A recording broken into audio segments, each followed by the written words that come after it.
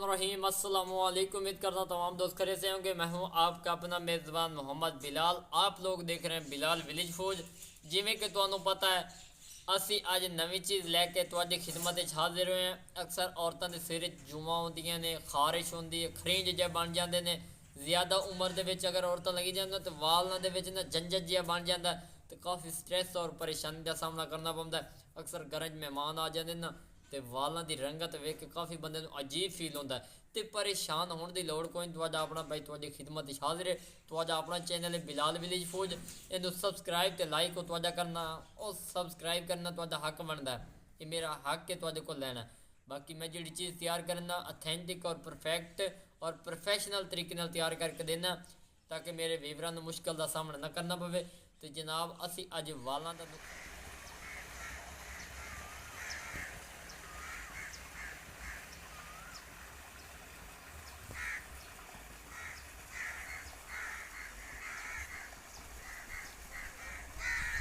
पता है कि वालों के कण ये नुस्खा जो तैयार कर रहे हैं ना, ये जोड़े फार्मूले मैं यूज़ कर रहे हैं अल्हम्दुलिल्लाह बिल्कुल अथेंटिक और 100% रियल इन पे। कोई केमिकल कोई साइड इफेक्ट इनका कोई नहीं है पिया। तो जुआ शुआ का इलाज भी थे वीडियो के जिले तुस ये चीज़ यूज़ कर ले, तुसा मेरी तारीफ की बिना रह नहीं सकना। तो मेरे चैनल में बार बार सबसक्राइब देंगे चक्रा मारने, तुम आखना कि भाई ने चंगी चीज़ दसी है। तो हूँ मैं शुरू करें पे बिना टाइम वेस्ट के हम लोग चलते हैं वीडियो की तरफ। अच्छा व्यूअर चेक कर लो, अनार के छिलके जोड़े ना ये तुसी ले लेने ने। सब तो नंबर 1 एक चीज़ है बई, ये तो मैं पहले दस दी। उस तो बाद एलोवेरा, एलोवेरा का टुकड़ा तुसी यूज़ करना जिंदे यानी कि चिकनाई शिकनाई लचक शचक इन्हें छोड़नी चाहिए। उस तो बाद सरसों का तेल यूज़ करना है। उस तो बाद शैम्पू जो सेंस लेके ये यूज़ करो, या लोकल मार्केट वाले परचून वाली पुड़ी यूज़ कर सकते। इन्होंने चीज़ों तैयार करना है। तो हूँ असी अगला प्रोसेस शुरू कर रहे हैं। सिर्फ 4 चीज़ें अथेंटिक तैयार होएगा। और यकीन मानो इतने इनके फायदे ने, इतने फायदे ने मैं दस नहीं सकता। इनकी तारीफ तो आज सामने एप्रीशिएट करांगा। और वालों के उत्ते जो जाएगा ना, वालों की रंगत खूबसूरती आ जाएगी।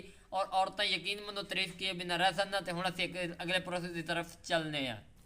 अल्हम्दुलिल्लाह वीवर भट्ठी मैं अग बाल दी हूँ कढ़ाई रखता पे बिस्मिल्लाहिर्रहमानिर्रहीम। एक खूबसूरत कढ़ाई असी इहदे उत्ते ला दी है। इस कढ़ाई को थोड़े जे गर्म कर लेने, क्योंकि इहदे स्मैल और साइड इफेक्ट जिहड़े कि सारे खत्म हो जाएंगे। हुण असी अगली चीज़ विच ऐड करने तो तुहानूं नाल गाइड करने हैं।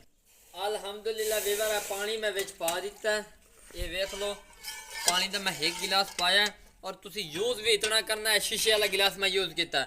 इतना पानी यूज़ करना, ज़्यादा बिल्कुल नहीं करना, क्योंकि विलेज लाइफ वाला चैनल है। कोई लोकल लल्लू पंजू तो है कोई ना। तुहानूं चंगी चीज़ दस रहे हैं, तो आज फायदे की दस रहे हैं। अल्हम्दुलिल्लाह वीवर चेक कर लो, एलोवेरा का जो आया अर्का ना असीं इहदे विच पाइंदे पे पानी दे विच। पहले नंबर तो पानी ये चीज़ है तुसां, ठीक है ना। उनका रीज़न मैं तुहानूं विच दसना पिया। ये मैं विच ऐड कर दिता। हुण जो छिलका इन्हूं भी विच पा दे।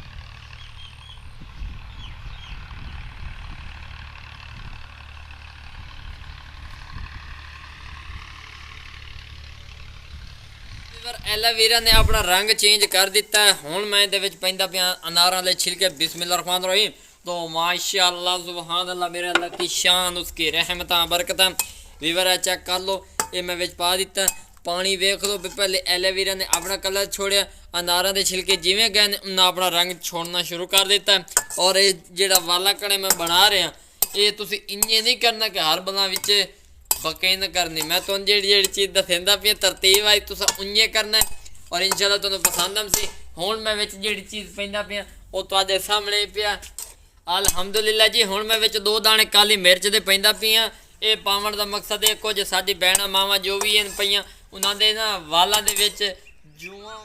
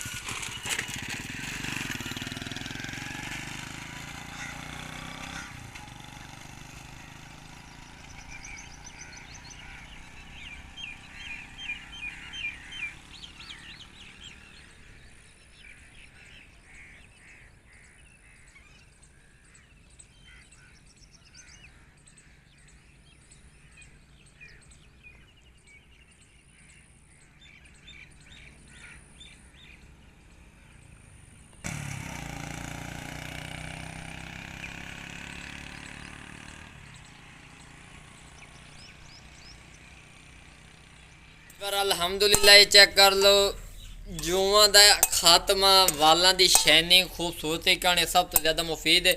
ਹੁਣ ਇਹ ਸਮਝ ਪੱਕ ਚੁੱਕਾ, ਹੁਣ ਇਹ ਮੈਂ ਉਤਾਰ ਲੈਣਾ, ਉਸ ਤੋਂ ਬਾਅਦ ਤੁਹਾਨੂੰ ਮੈਂ ਵਿਖਾਈਨਾ और बहुत ही खूबसूरती ਇਹਦੇ ਤੁਹਾਡੇ ਸਾਹਮਣੇ ਜ਼ਾਹਿਰ ਹੋਏਗੀ।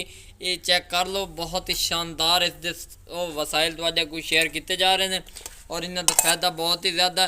हूँ मैं लाइना तो फिर तुम मैं वेख्या ही नहीं। अलहमदुलिल्लाह वीवर ये चेक कर लो, हूँ मैं इस शीशे के गिलास के ना पानी पैंदा पे बिस्मिल्लाह रहमान रहीम। ये जड़ा ना विच नींबूआं दा रस ते शैम्पू मिक्स करके असीं विच ऐड कीता है।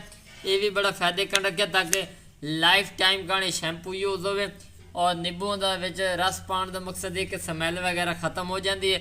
हुण मैं विच 1 टीस्पून तेल पाया, ये चेक कर लो, ज़्यादा बिल्कुल नहीं करना क्योंकि नींबूआं दा रस ते शैम्पू ते विच तेल इन्हां दे अपने फायदे होंदे ने। हुण मैं दोस्तों जिहड़ा ना अर्का जी तैयार कीता वो असीं इहदे विच पैंदे पए हैं, वो भी तुहानूं असीं नाल लगदे शेयर कर रहे हैं ताकि तुहाडे नॉलेज विच मज़ीद इजाफा होवे। बिस्मिल्लाह रहमान रहीम। चेक कर लो, असी ये पेंदे पे हैं इस तरह तुम ये पा लेना, परेशान होने की लोड़ कोई नहीं। अल्हम्दुलिल्लाह वीवर है चेक कर लो, तुहाडे सामने दी लुक तैयार हो चुकी है। जग चेक कर लो, यकीन मनो काली मिर्च हो गई, एलोवेरा हो गया, उस तो बाद अनारों के छिलके हो गए और यकीन मनो मैं इस चीज़ की तारीफ बयान नहीं कर सकता। तारीफ उस रब की करनी चाहिए। ये जी चीज़ मैं तैयार की है ये तुहानूं जदों तुसीं वालां ते यूज़ करोगे ना तो बड़ी फायदेमंद साबित होएगी। ये तुसीं शीशे की बोतल या किसी चीज़ पा के 5-10 मिनट तुसीं वालां ते यूज़ लाजमी करके बाना, धोप ते बाना और वालां दे शाइनिंग खुशबू सब कुछ इस चीज़ दे विच आएगा। और मैनूं उम्मीद है तुहानूं मेरी वीडियो पसंद आएगी।